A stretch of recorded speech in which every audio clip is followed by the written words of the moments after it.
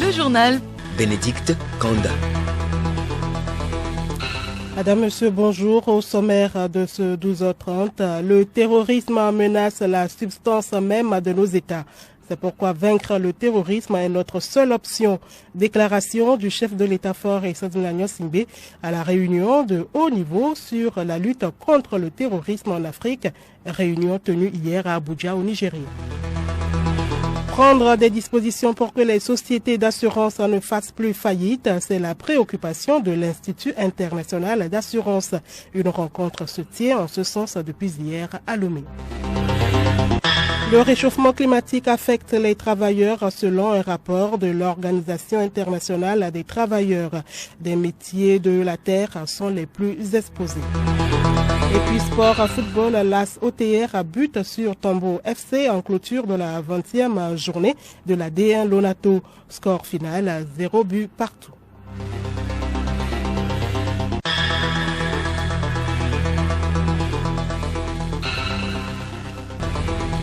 radiolomé.tg. Merci de votre fidélité d'écoute. Le président fort Essadine Gnassingbé réaffirme son engagement contre le terrorisme.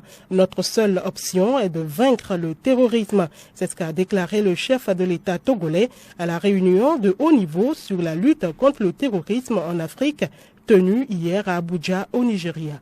Gerson Dovo.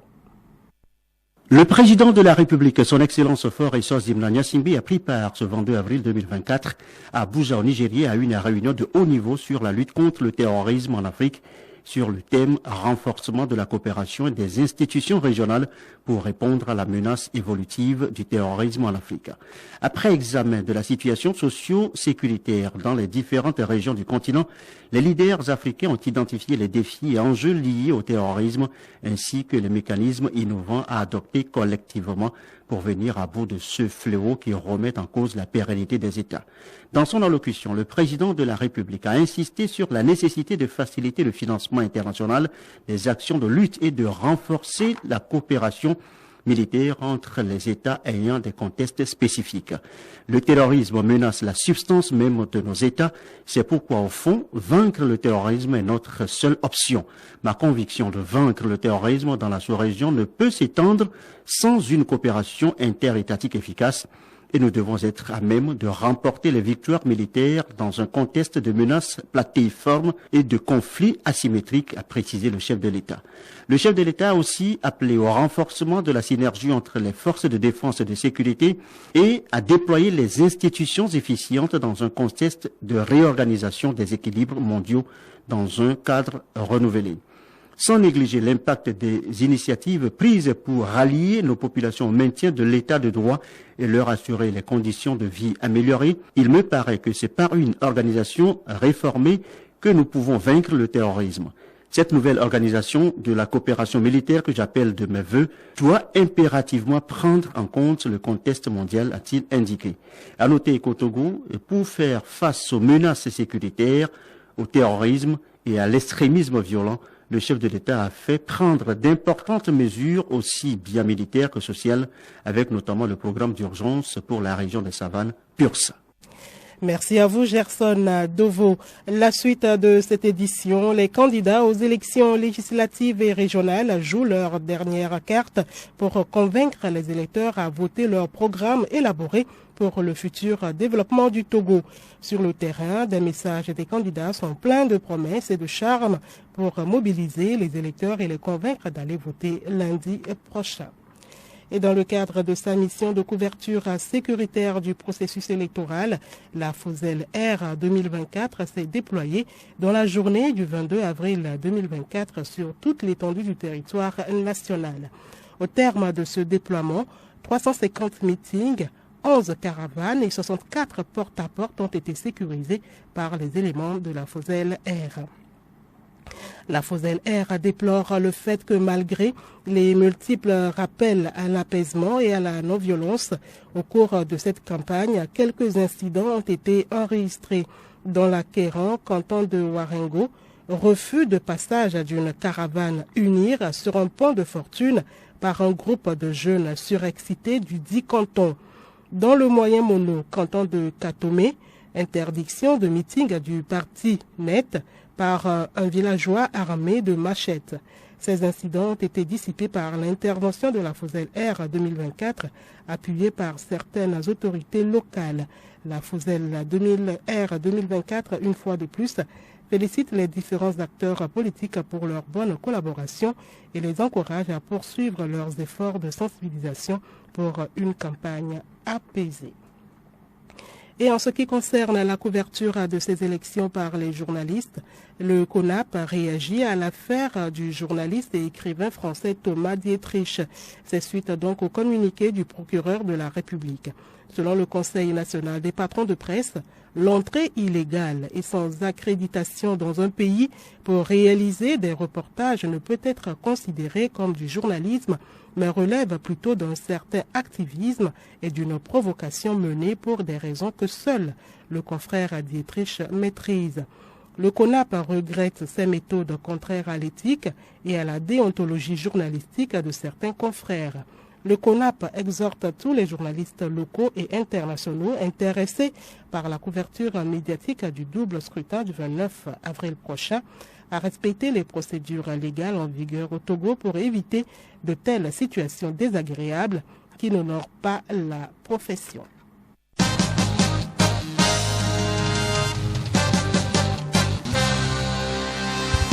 Nous vous l'annoncions en titre, faire tout pour que ça n'arrive pas. Les compagnies d'assurance veulent éviter le pire. Incapacité d'indemniser les assurés, manque de fonds, voilà quelques difficultés qui peuvent amener à la liquidation d'une société d'assurance. Comment faire pour ne pas arriver à cet extrême? Responsables de sociétés d'assurance et cadres de contrôle réfléchissent à la question depuis hier à Lomé. Compte rendu Léontine Atogima. Il est question du partage d'expériences sur notamment les signaux d'alerte d'une société d'assurance en difficulté, des mesures préventives et des différentes étapes de liquidation au pire des cas. Moïse Pekwede Sawadogo, formateur, cadre de contrôle des assurances. Au terme de ce séminaire, les participants seront outillés pour savoir effectivement quel est leur rôle, à quel moment est-ce qu'il faut qu'ils interviennent pour encadrer le liquidateur et, le cas échéant, se référer à l'instance suprême, donc la CIMA, pour alerter, pour que la liquidation puisse bien se passer. L'initiative de cette rencontre de 5 jours est de l'Institut international des assurances, IIA, première du genre dans la vie de cette institution.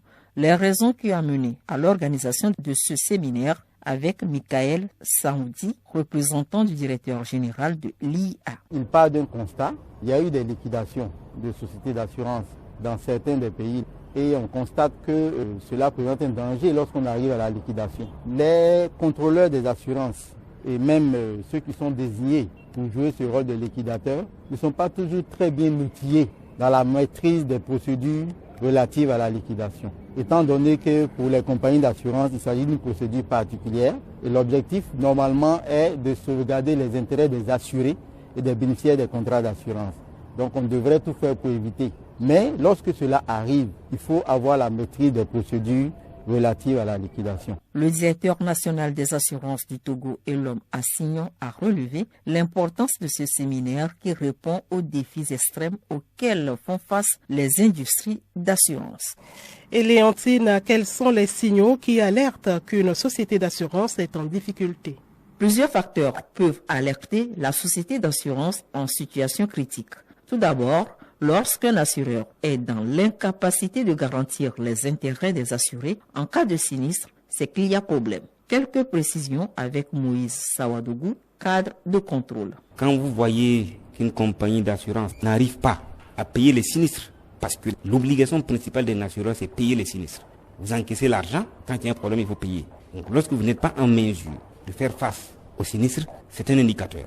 Quand c'est comme ça, nous pouvons diligenter un contrôle avec l'aide des directions nationales des assurances qui sont à même d'observer ce qui se passe sur le terrain pour permettre effectivement que l'on puisse diligenter un contrôle pour confirmer ou infirmer ces éléments d'indice-là et, le cas échéant, mettre la société dans une procédure qui puisse lui permettre soit de revenir donc à la normale ou bien que l'on passe à l'autre phase, donc une liquidation encadrée pour que ça se passe bien. Le tout repose sur la situation financière de la société.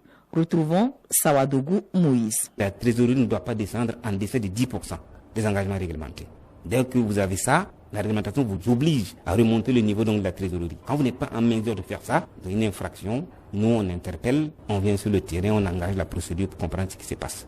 L'autre aspect, c'est que vous payez les sinistres, certes, pendant un certain temps, vous êtes dans une situation où la situation financière de la société va concerner l'amas de solvabilité ou la couverture des engagements réglementés. Quand, à ce niveau-là, les indicateurs ne sont pas ouverts, là également, c'est un indice qui interpelle. Parce qu'en l'occurrence, la société passe sur redressement ou sur plan de financement pour effectivement se remettre dans le droit chemin. Le prochain rendez-vous va porter sur le sort des assurés d'une société d'assurance en difficulté. Un autre sujet dans ce journal, la journée mondiale du livre et du droit d'auteur est observée chaque 23 avril. C'est une célébration visant à promouvoir le plaisir de lire. Des événements ont lieu dans le monde entier pour reconnaître l'étendue des livres, le lien entre le passé et l'avenir, un pont entre les générations et à travers les cultures. L'objectif de cette journée avec Geneviève Bougnon. Le 23 avril de chaque année est une date symbolique dans la littérature mondiale. C'est la date à laquelle plusieurs grands auteurs sont décédés. Elle était un choix naturel pour la conférence générale de l'UNESCO. Celle-ci s'est tenue à Paris en 1995 pour rendre un hommage mondial aux livres et aux auteurs. L'initiative encourage l'accès aux livres pour tous.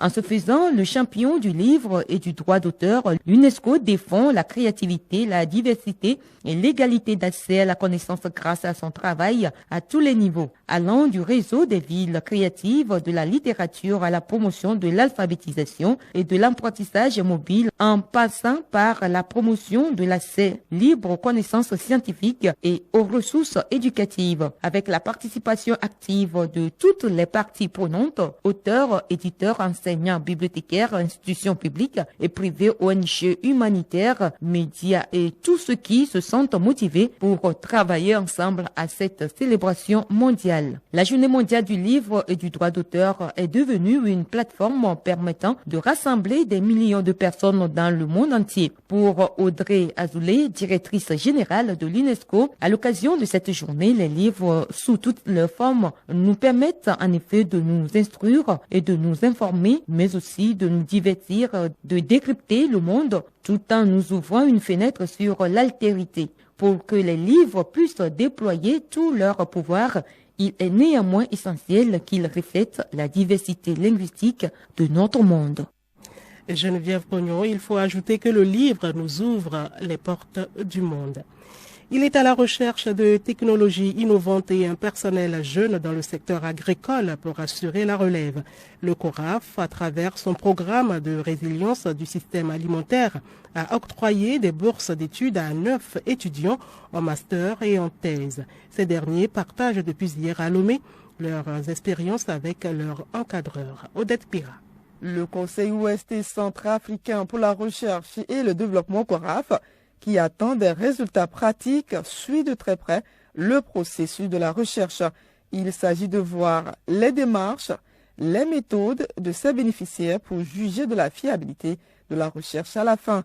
Le programme vise à terme à disposer de technologies innovantes afin de réduire la faim dans l'espace. Lamien Niedouba, gestionnaire de programme au CORAF. On est parti des priorités de la région. Quelles sont les contraintes des principales chaînes de valeur agricoles donc, de la région? Identifier les thématiques donc ces étudiants. Donc c'est des étudiants qui sont en train de travailler sur des problèmes que les acteurs ont identifiés. Donc à terme, ce qu'ils vont pouvoir donc sortir, c'est des solutions aux défis qui ont été posés. Donc c'est des recherches pragmatiques qu'ils vont faire et donc là nous venons les accompagner, les guider, orienter pour qu'ils aillent vraiment sur ces solutions pratiques qui à terme on puisse facilement passer entre les mains.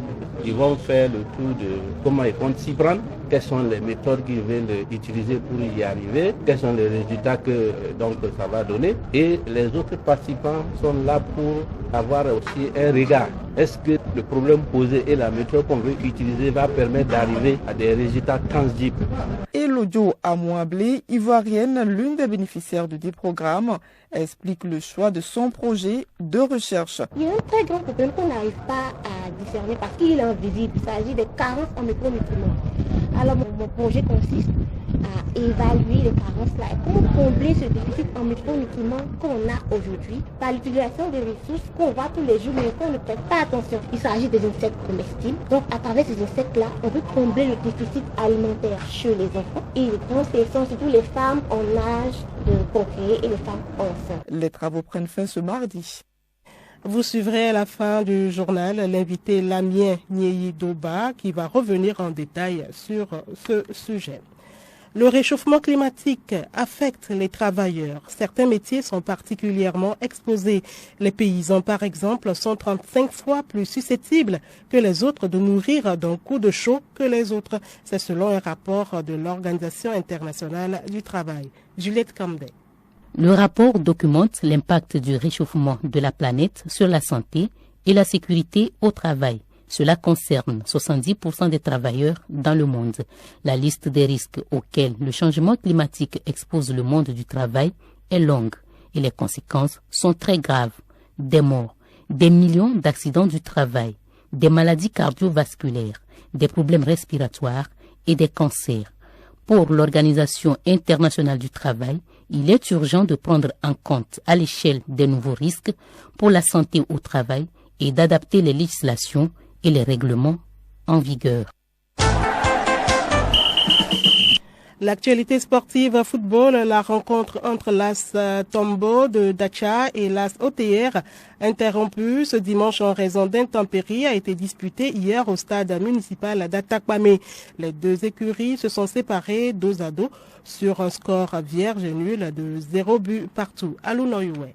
Interrompu dimanche en raison d'une forte pluie qui a rendu impraticable la pelouse du municipal de Tapamé, le match de la 20e journée de la D1 Lonato entre Tambo FC et l'AS OTR est allé à son terme ce lundi. Percepteurs d'impôts et flèches pimentées n'ont pu se départager au coup de sifflet final. Score à l'arrivée, 0 but partout. Avec ce nul, l'AS OTR est 4e avec 32 points et son adversaire du jour, Tambo, occupe le 7e rang avec 29 points. La première place est toujours occupée par Asco, suivi de l'ASCK 2e et Gomido est 3e. Les éperviers U17 seront de nouveau en recrutement pour les derniers réglages en vue des éliminatoires de la CAN à Accra au Ghana. Du 27 avril au 12 mai prochain, Nousoudien Maurice et ses joueurs seront à Lomé pour leur ultime stage avant leur départ pour le tournoi qualificatif de l'UFOAB. La compétition se tient à Accra au Ghana du 15 au 29 mai prochain et le Togo loge dans le groupe B en compagnie du Burkina Faso, du Nigeria et du Niger. En première ligue anglaise, Assignon avec Burnley performe face à Sheffield United. Lorenz Assignon, le franco-togolais positionné en tant que latéral droit, a été très efficace. Il offre un but à son club à la 40e minute sur une passe de Vitinho avant de se muer en passeur décisif à la 57e minute pour le but de Foster. Il a d'ailleurs été désigné homme du match. Le score final est de 4 buts à 1 en faveur de Burnley. Vivement qu'il retourne sa veste et se décide d'enfiler la tunique jaune des éperviers. Merci à vous, Allo Noyoué. L'invité à présent, 9 étudiants en thèse sur les technologies innovantes dans le secteur agricole échangent sur leurs méthodes et leur approche de recherche avec leur encadreur. Les résultats de ces recherches permettront d'apporter l'innovation dans la production agricole. L'état des lieux en matière de technologie agricole dans la sous-région avec Lamien Nyeyi-Doba, gestionnaire de programme au CORAF. Il est l'invité de ce journal et répond au micro de Odette Pira. Monsieur Lamien Nyeyi-Doba, bonjour. Bonjour. En matière de recherche agricole, dites-nous quel est l'état des lieux en Afrique de l'Ouest? La recherche se porte bien. On doit s'estimer heureux que la plupart des semences, des variétés de cultures que nos producteurs utilisent, c'est le fruit de nos chercheurs. Prendre par exemple le cas du riz, les variétés de riz, c'est nos chercheurs qui l'ont mis au point, le maïs, le niébé. La plupart des technologies que nous utilisons aujourd'hui proviennent de nos chercheurs. Là où est le problème, c'est la bonne utilisation des technologies. Parce que ces technologies sortent avec des recommandations d'itinéraires techniques qu'il faut essayer de respecter au mieux pour voir l'expression du potentiel de ces technologies. Sinon, si vous ne respectez pas ces itinéraires techniques, les technologies ne vont pas cracher leur potentiel. C'est tout le problème que nous avons aujourd'hui avec nos producteurs. Et que fait le CORAF actuellement pour y remédier? Que fait le CORAF? Le CORAF a des responsabilités limitées. Ce que le CORAF peut faire, c'est de faire connaître suffisamment ce potentiel qui existe, faire des démonstrations de ces technologies sur le terrain. C'est pour cela que, vous savez, on a un marché de technologie, un marché régional. Nous avons des parcs de technologie que nous mettons en place pour faire savoir, faire connaître donc ces technologies et que les producteurs puissent même venir toucher de leurs doigts ces potentiels.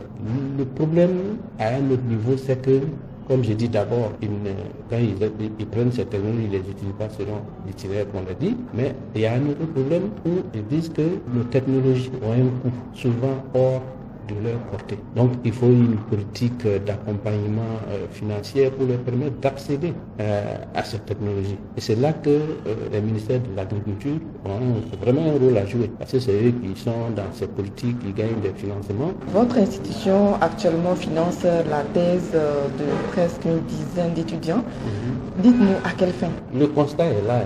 Si vous allez dans nos institutions de recherche, vous allez voir que le personnel de recherche, notamment les chercheurs, est vieillissant.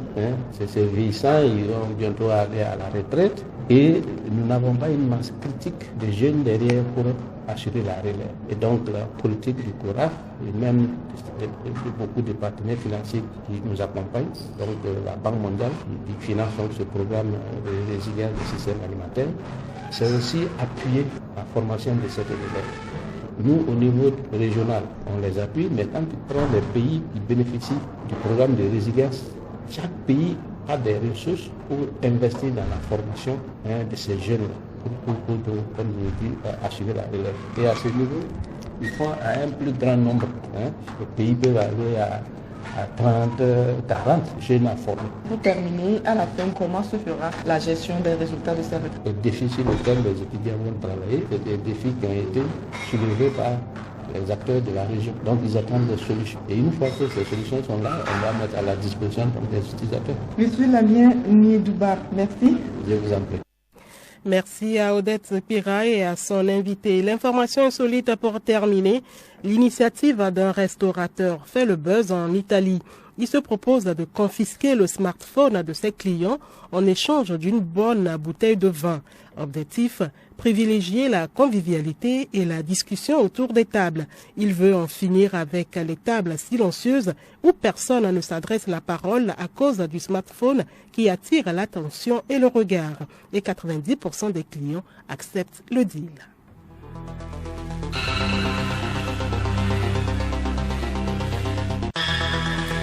C'est terminé pour ce journal. Merci de l'aimable écoute. L'essentiel à retenir, le chef de l'État-fort Eswatini Nyasimbe était à la réunion de haut niveau sur la lutte contre le terrorisme en Afrique.